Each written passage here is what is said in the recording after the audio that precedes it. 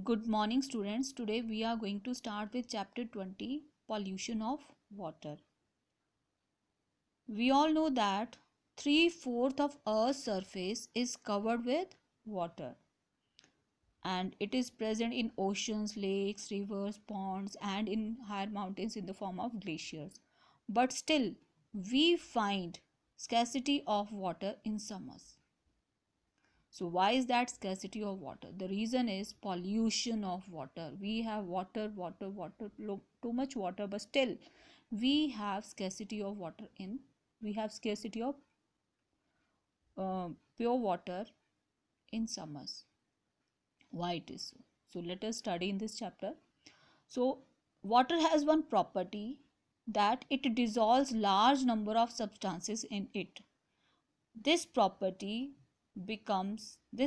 of water has become a major cause of its pollution. That's why it gets polluted very quickly. So water pollution, what is water pollution? Water pollution is the change in the normal properties of water due to the presence of foreign materials. So what is it? If there is any change in the normal properties of water due to addition of some foreign material, then it is called water pollution. And those foreign substances that pollute water are called water pollutants. Now let us see that how can we recognize the presence of water pollutants? How can we recognize that the water is polluted?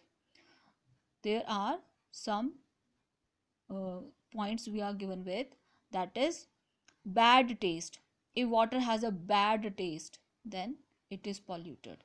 Offensive odor coming from lakes, rivers, and ocean beaches indicate that the water in them is polluted.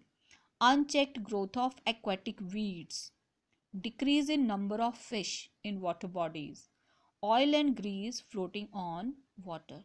So all these things indicate that the water is polluted. Then what are the causes of water pollution?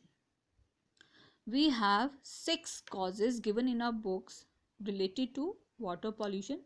First is human activities. Human activities like bathing, washing of clothes in rivers and ponds pollutes water.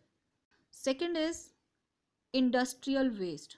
Industrial waste also pollute water to a large extent and causes many waterborne diseases. Agricultural wastes like fertilizers and pesticides pollute the underground water, and even they pollute our water bodies also. Fourth is domestic sewage. Domestic sewage of cities is often released into rivers. This sewage promotes the growth of algae and bacteria in them, and which causes depletion of oxygen in river water. So this ultimately leads to death of many aquatic animals, because there is depletion of oxygen in the water. That's why many aquatic animals, they die because of lack of oxygen. Then fifth is oil spills. Oil spills from oil tankers transporting crude oil often pollute the oceans also, causing damage to marine life. And last is acid rain. This point you have studied in chapter 19. So acid rain also pollutes water bodies and affects aquatic plants and animals. Next topic we have potable water. Potable water is a water which is safe for drinking.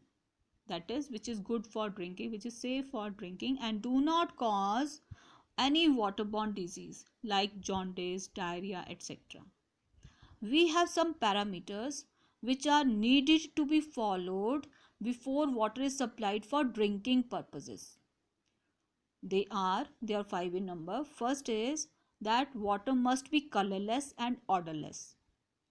It must be free from suspended impurities.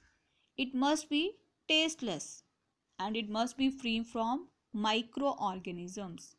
It must be free from harmful chemicals also. So, these parameters should be checked first, then only water should be supplied for drinking purposes. That's all for today. We'll continue with the next topic in the next video.